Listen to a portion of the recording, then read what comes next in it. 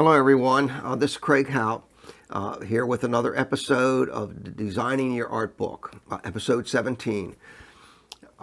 This episode, another painting of the 48 that go into the art book, and also another fictitious letter with a fictitious question, and we have a real question from someone.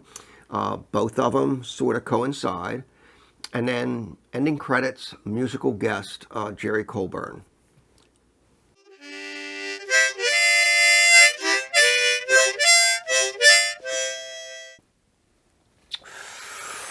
Here we go.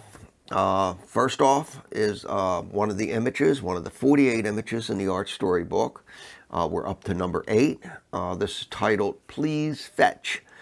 And this is also one of the doodles, based on one of the doodles that I selected from the Sketchbooks. So, over to Diesel.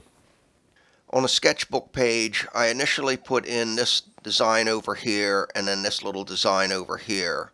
And I like the concept of these designs enough that I started to put some together to work out some type of design or overall narrative. The worksheet, lots of erasing, lots of moving things around, getting proportions correct, and now ready for transfer to the canvas. One note, you'll see a lot of writing of colors. That is not done beforehand. That's done after I've started painting. That's my notes to myself of what color combinations I've used in those areas. This is the finished painting. Please, please fetch. Oil on canvas, 12 by 12 inches.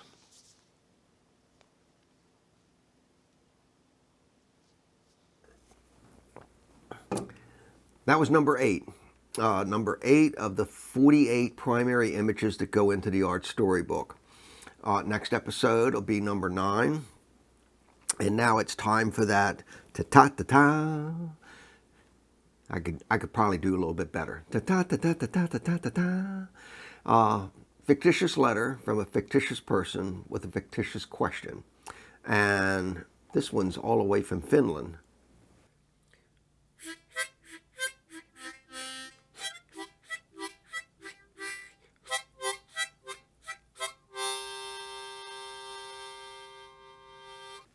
Little change of scenery here. I went from this direction to this direction. And the reason, I even brought a glass of wine with me. And the reason being happened to be because of the 2 questions I received, the one real one and the one fictitious. And because of the nature of the questions, I wanted to make sure that some of my answers were correct, that I didn't mislead anything. So what I did was I went and I got out my life story book. That's right at age 17 right now. The real question. You seem to be able to use measuring in a very beneficial way to enlarge your sketches and drawings exactly like you intended them to be.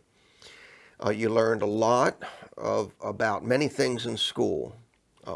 When and where in your career, before creating your books, drawings, and paintings, did you use these measuring and designing skills? Have you only worked as a drawing and painting artist your whole life? And I think fans like me would enjoy hearing more about your other technical skills in your videos.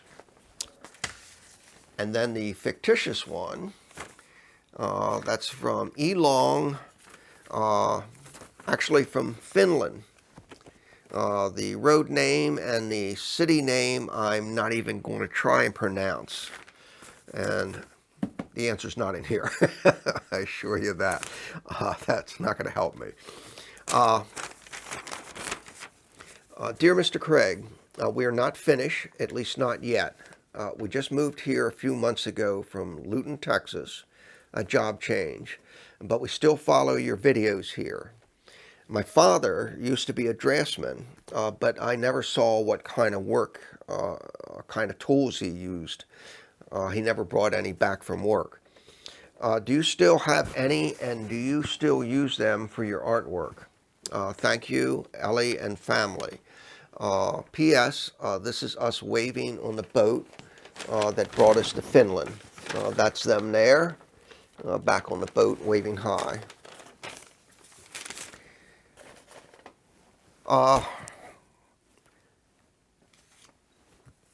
Lots of tools. I'm going to answer that over the next 3 episodes because of the nature of these questions. Cross-reference each other.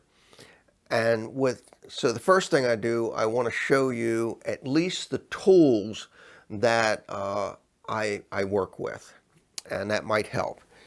So I'll meet you over here to see those. Okay, these are some of the measuring devices. A few of them are still in use today. I use all the time. I'll go over some of these as we progress into the episodes and into the various artworks that I'm doing. Okay, and this is the pencils, sharpeners, racers. Again, some I use, some I don't use, but they've been with me for a long, long time. And again, I'll touch base with some of these as we move along. Okay, different protractors. We're getting a lot of my angles. Okay, and here is different templates. Again, the same rule applies. Some of them are fairly old, some newer. Some I hardly use at all. Mostly it's the circle templates I use more than any. And these are my angles. All of them are the 30, 60, or 45 degree angles.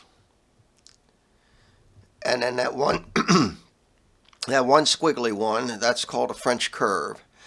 I've got a fair, nice size collection of those. I only have one right now because the other ones are loaned out to a friend of mine who uses them a lot for his craft work. Okay, last but not least, these are my most important tools. The ones to the left are what I mostly work with now for my line work and doodles. That's the Micron Pens.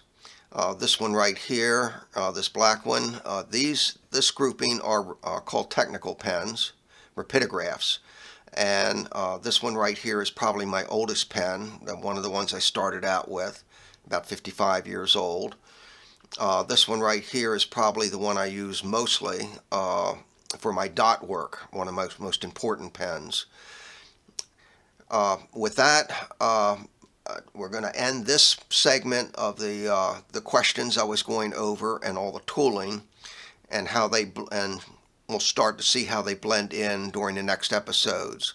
And we're going to go back and I'm going to show you what I use these pens with. First and foremost is my sketchbook. Okay, real quick. There are 48 full color images, primary images in the ArtStory book. They're divided into 5 sections. 3 sections are dedicated to the 24 album covers, and the other 2 sections are called intermissions. Each one of those sections, there are 5, have a motif design similar to this, and each one has a little box. And each box gets a painted image that's inserted into it. And we've been working on the 3 for the album covers the past several episodes. 2 of them have been finished. We've seen those. The third one, this one, it's not working. Something with the buildings, I'm just having a lot of difficulty with it for some reason. So I'm going to put it aside. I'm not going to use it. And I'm going to start a new one.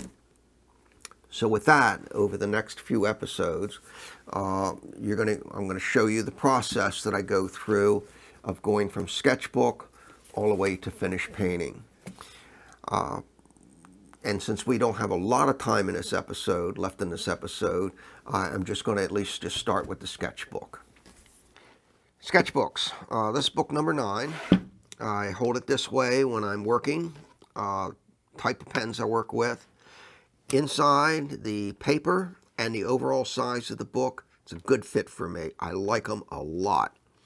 They are getting harder to find, and when I do find these particular ones, they are a little bit more expensive, and they do actually have less paper now. But to get an idea for this new painting, I had to start going through the sketchbooks to see if I could find something to replace the other painting with. I did happen to find this guy right here. I also did a little pencil work just to see if it had any potential. And with that, I'll be back next episode to take you through the next steps of getting the doodle to the worksheet stage. And with a second with that, that's the end of episode 17. Lots and lots of art stuff to go over in the next episode. And so please, I hope you continue to join me on this art bookmaking journey. Musical guest is for the ending credits is Jerry Colburn. And with a third with that, be good. Be safe and take care. Bye-bye.